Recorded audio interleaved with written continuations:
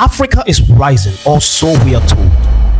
From the highways of Kenya, their first stop was the 27-kilometer Nairobi Express, to the railways of Ethiopia, from mines in Zambia. Mining accidents ever has been unleashed, matched, they say, by one of the worst government and industry cover-ups. It is spewing lethal chemical poison, arsenic, cyanide, uranium, lead, mercury and more. Soon, slicks of dead fish line the river shore. Nearly 2/3 of Zambia's 20 million people live along the vast Kafue river system. It is an environmental disaster, really of catastrophic consequence when we consider the fact that Sinometals has polluted a river on which millions of people depend for their livelihoods. We're also talking about wildlife. If we look at the communities in the immediate vicinity of the river, the entire livelihoods have been destroyed. A helicopter drops lime into the river to try and neutralize the acidity from the spill. The dam waste was so acidic it could dissolve human bones. And after the dead fish, the dead and dying crops. Week after week of damaging delay went by.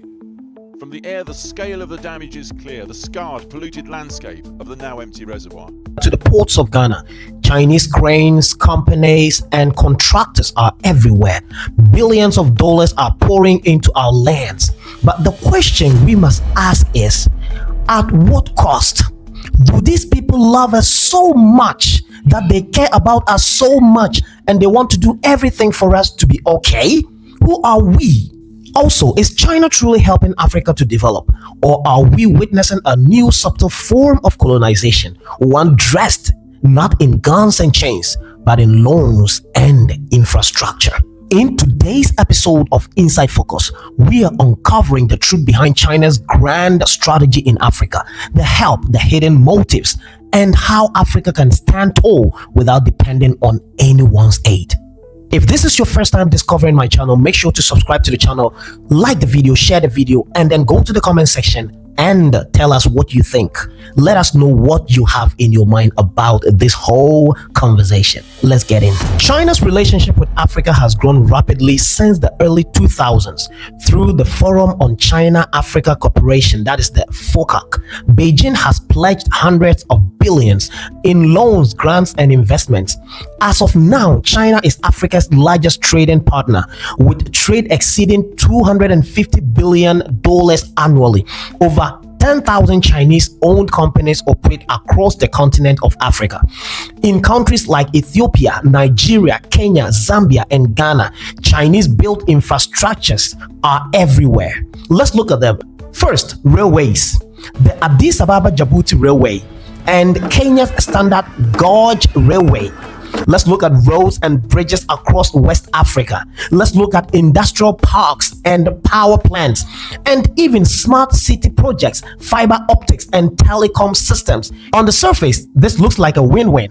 Africa gets development, China gains new markets. But behind this generosity lies a deeper game, one that looks less like partnership and more like economic control. See, let me tell you, we cannot be nice about this. Let's call this what it is: soft power colonization. Unlike European colonizers who used military force, China uses money, infrastructure, and diplomacy. The new empire doesn't fly a flag, it signs a contract. Now, at this point, let me draw your attention to the strategy, depth, dependence, and influence. First, let us look at the debt trap. Many African nations owe massive debts. Let's look at Zambia's debt to China exceeding $6 billion. Angola has to repay loans with oil shipments. Kenya risks losing control of Mombasa port over unpaid loans. Look at this. This debt gives China leverage, control without conquest. When you can't repay, you must obey. Chinese strategy number 2, the resource extraction. China's investments are rarely charitable. In return, African nations give access to minerals, oils, and lands. In the Congo, Chinese companies dominate cobalt mining, a mineral critical for electric car batteries. In Ghana and Nigeria, they are digging gold and oil. That is why in Ghana, it is quite difficult to fight the illegal mining, and you see Chinese everywhere doing illegal minings without fear, and even sometimes have the military as their backing. So what eventually happens is that Africa exports the raw materials, China exports the finished products. That's the same pattern of exploitation colonial powers used a century ago. And now we seem to be blind about this. Chinese strategy number 3, political and technological influence. China funds political palaces, parliament buildings, and conference centers. Even the African Union headquarters in Addis Ababa, which was later discovered to have been bugged. It was found out that there were servers in the headquarters that were sending data back to Shanghai in China. Their tech giants control Africans' communication infrastructure, meaning they can watch, listen, and influence. What began as friendship now looks like strategic infiltration. See, there are reasons why China's model is so attractive to us nowadays as we compare them to a century ago.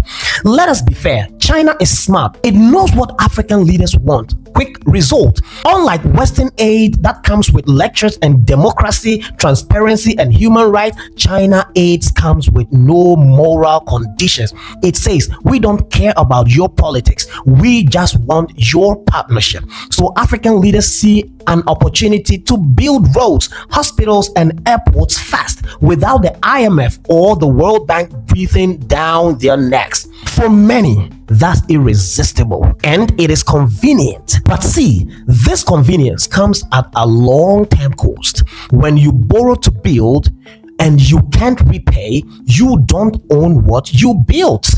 China isn't in Africa for charity. It's here for strategic control over resources, votes in the UN, and military footholds like the base in Djibouti. The plan is long-term, calculated, and patient, something Africa rarely is.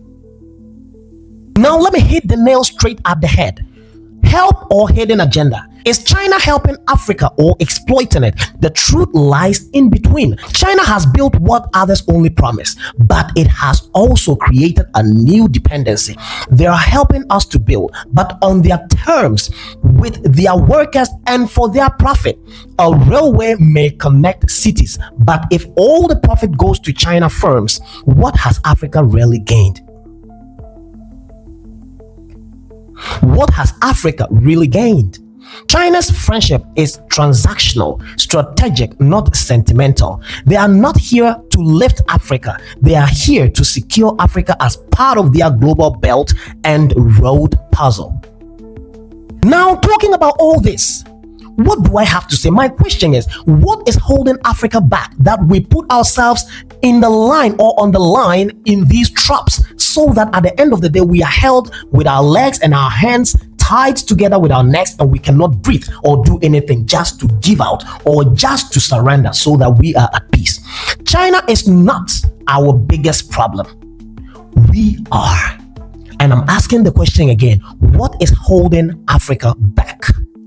What is holding Africa back is Africa. Africa is holding Africa back. What holds Africa back is not Beijing or Brussels. It's the corruption and the greed amongst our leaders and even the citizens ourselves. You see a leader trying to impose authority over the citizens, and you see a rich citizen imposing authority over a poor citizen. So we cannot blame the leaders alone, we blame the entire citizens of the nation. Secondly, short-term thinking. Africans, we are too short-term thinking. We want everything quick, trading tomorrow's independence for today's contract. Thirdly, lack of industrial vision. We don't have vision for industrialization. Exporting raw cocoa instead of producing chocolates is our problem. Instead of us to produce the chocolate, find a way to produce the chocolate, we rather export the cocoa so that the chocolates will be produced and resent back to us and we pay for them. Now, at the end of the day, you find out that we have not gained anything from the raw cocoa beans we sent. That is our problem. And the worst of them all, a colonial mindset that still looks outward to help instead of inward for strength. Let me state that again. The worst of them all is the colonial mindset we have that looks outside for help instead of inside for strength.